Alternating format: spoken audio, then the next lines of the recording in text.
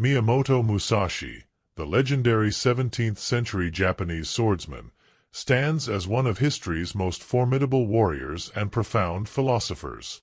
Undefeated in over 60 duels, Musashi's mastery extended far beyond the physical realm of combat. His timeless treatise, the Book of Five Rings, reveals a sophisticated understanding of emotional control that remains remarkably relevant in our modern world. While written for warriors facing life-and-death situations, Musashi's principles offer profound insights for anyone seeking to master their emotional landscape in daily life.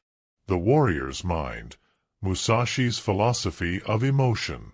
Musashi approached emotions not as enemies to be destroyed, but as forces to be understood and channeled. In his philosophy, emotional control was not about suppression or denial, but about achieving a state he called Heijoshin, the everyday mind or imperturbable spirit.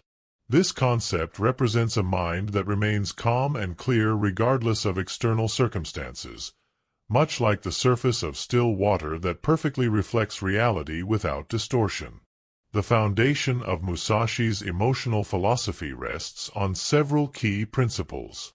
First, he believed that attachment breeds vulnerability. When a warrior becomes emotionally attached to life, fear of death clouds judgment. When attached to victory, desperation creeps in. This principle extends to all aspects of life. Attachment to outcomes, possessions, or even our own self-image creates emotional turbulence that distorts perception and impairs decision-making. Second, Musashi emphasized the importance of maintaining perspective. He wrote about perceiving things from a high vantage point, seeing the entire battlefield rather than fixating on individual elements. This metaphor applies beautifully to emotional control. When caught in the immediacy of strong emotions, we lose sight of the broader context. By mentally stepping back and viewing situations from a higher perspective, we create space between stimulus and response. The practice of stillness. Central to Musashi's teaching is the cultivation of inner stillness. He distinguished between physical stillness and mental stillness, noting that the body might move rapidly in combat while the mind remains perfectly calm. This inner tranquility isn't achieved through meditation alone, though contemplative practice certainly helps. Rather, it emerges from rigorous training and direct experience. Musashi spent years living in the mountains, practicing his sword techniques tens of thousands of times, studying various arts including calligraphy and painting, all in service of refining his spirit. This dedication reveals an important truth. Emotional control is not a technique to be learned intellectually, but a skill to be developed through consistent practice. Just as a swordsman trains their body to respond without conscious thought, we can train our emotional responses through deliberate practice. The practice of stillness begins with awareness. Musashi advocated for constant vigilance, a state of relaxed alertness where one observes both the external environment and internal states without judgment. In modern terms, this resembles mindfulness, noticing when emotions arise, acknowledging them without being swept away, and returning to a centered state. Facing fear with clear eyes. Fear, perhaps more than any other emotion, occupied Musashi's attention. In sword combat, fear could mean death. Yet Musashi didn't advocate for fearlessness in the sense of feeling no fear. Instead, he taught his students to face fear directly, to look at it clearly without flinching or fleeing. He wrote that one should become familiar with death through contemplation, not to become morbid, but to rob death of its power to paralyze. This principle translates powerfully to everyday life. Many of our emotional struggles stem from fear of rejection, failure, judgment, loss, or discomfort. Musashi's approach suggests we should examine these fears thoroughly. What exactly are we afraid of? What is the worst that could happen? By facing these questions directly rather than allowing fears to remain vague and menacing in the shadows of our mind, we strip them of much of their power. Musashi also emphasized preparation as an antidote to fear. A warrior who has trained rigorously, who knows their capabilities and limitations, faces battle with less anxiety than one who is unprepared. Similarly, in life, thorough preparation, whether for a presentation, difficult conversation, or challenging endeavor, reduces fear and creates emotional steadiness. The rhythm of combat and life. One of Musashi's most intriguing concepts involves rhythm. He observed that everything has a rhythm. Opponents have rhythms in their attacks and defenses, battles have rhythms of engagement and retreat, even life itself moves in rhythms. Emotional control, in Musashi's view, involves understanding and working with these rhythms rather than fighting against them. When emotions surge, they follow a pattern. They rise, peak, and subside. Understanding this rhythm helps us avoid making critical decisions at the peak of emotional intensity. Musashi would advise waiting for the emotional wave to crest and begin its descent before taking action. This doesn't mean suppressing the emotion or pretending it doesn't exist. It means recognizing its temporary nature and choosing when to act. Furthermore, Musashi taught the importance of disrupting an opponent's rhythm while maintaining one's own. Applied to emotional control, this means recognizing when we're falling into destructive emotional patterns and consciously breaking the cycle. If we habitually respond to criticism with defensiveness, we can recognize this pattern and choose a different response, thereby disrupting the rhythm and creating new possibilities. The void, emptiness as strength. The fifth and final book of Musashi's treatise is titled The Book of the Void, which addresses emptiness or nothingness. This concept, deeply rooted in Zen Buddhism, might seem abstract, but it holds practical wisdom for emotional control. The void represents a state of mind free from preconceptions, attachments, and rigid thinking, a mind that can respond spontaneously and appropriately to any situation. When we're full of preconceived notions about how things should be, we create friction between reality and expectation. This friction generates emotional turbulence. Disappointment arises when reality fails to match expectations. Anger emerges when people don't behave as we think they should. Anxiety appears when the future seems uncertain. By cultivating a mind like the void, spacious, accepting, and free from rigid expectations, we reduce this self-created suffering. This doesn't mean abandoning all goals or standards. Rather, it means holding them lightly, remaining flexible in the face of changing circumstances. Musashi himself was goal-oriented and disciplined, yet he maintained the mental flexibility to adapt his strategy moment by moment in combat. This combination of purposeful direction and mental spaciousness represents emotional maturity. Non-attachment to victory and defeat. Musashi's approach to winning and losing offers profound insights into emotional regulation. Despite being undefeated, he wrote about victory and defeat with remarkable equanimity. He understood that attachment to victory breeds fear of defeat, which creates tension and clouds judgment. Paradoxically, the warrior who cares too much about winning becomes less effective. This principle challenges contemporary culture's obsession with winning at all costs. Musashi suggests that the goal is not to win but to act with complete commitment and clarity in each moment. Victory or defeat are merely outcomes, not measures of one's worth or skill in any ultimate sense. This perspective liberates us from the emotional roller coaster of success and failure. In practical terms, this means focusing on what we can control, our preparation, effort, and response, rather than outcomes that depend on numerous factors beyond our influence. When we release attachment to specific results, we paradoxically perform better because we're not paralyzed by fear of failure or made reckless by desperation for success. The body-mind connection. Musashi understood intuitively what neuroscience now confirms. The body and mind are intimately connected. He emphasized physical posture, breathing, and movement as fundamental to mental state.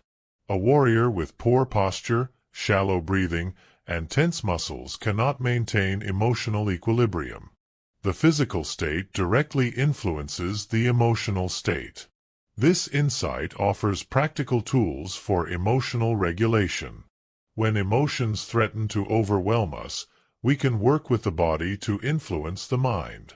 Musashi would advocate for a stable, balanced stance, feet shoulder-width apart, weight evenly distributed, spine straight but not rigid. Deep, controlled breathing from the abdomen helps activate the parasympathetic nervous system, countering the stress response. Movement itself can help process emotions. Musashi engaged in vigorous physical training daily, which served not only to maintain his martial skills but also to regulate his emotional state. Modern research validates this approach. Physical exercise is one of the most effective interventions for anxiety, depression, and emotional dysregulation. The warrior's path includes the body, not just the mind. Perceiving reality clearly. Perhaps the most fundamental aspect of Musashi's approach to emotional control involves clear perception. Emotions, particularly strong ones, distort our perception of reality. Fear makes threats seem larger, anger narrows our vision to the source of provocation, desire blinds us to negative aspects of what we crave. Musashi emphasized the importance of seeing things as they are, not as our emotions color them. He wrote about maintaining both close observation and distant perspective simultaneously, seeing both the trees and the forest. This dual awareness prevents us from being consumed by immediate emotional reactions while maintaining necessary attention to details. It's the difference between being lost in emotion and being aware of experiencing emotion. Cultivating clear perception requires honesty with ourselves about our emotional states. Many people have learned to suppress or deny emotions, which doesn't eliminate them but merely pushes them underground where they continue to influence behavior unconsciously. Musashi's approach involves acknowledging emotions without being controlled by them, seeing fear as fear, anger as anger, without judgment but also without allowing these emotions to dictate action. The strategic mind. Musashi approached life strategically, viewing each moment as part of a larger campaign. This strategic orientation provides another tool for emotional control. When we take a strategic view, temporary setbacks become learning opportunities rather than catastrophes. Momentary triumphs are placed in context rather than inflating our ego.